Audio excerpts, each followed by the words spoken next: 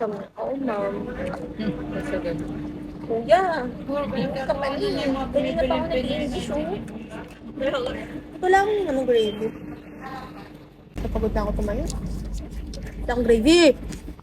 Patay ako tapos. Sige, sige, sige.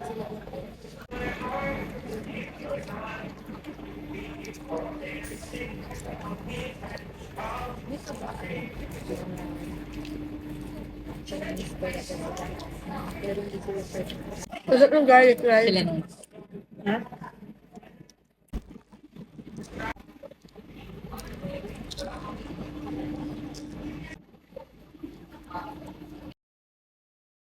Ako sa clinic ako yan sa ako sa clinic ko anytime. Sa klinika? Hindi, yung sa ano sinasabi ni May. Nung gabi. No, na. Ang rabies. Pagka 31, Dalawa. naglalaway lang tubig. Pinapakain ko kasi ng pag... Pero hindi pa naman ako ulol. Bumili pa ako. 49 isa. Hindi ko isang box. Yung magkano yung isa yun.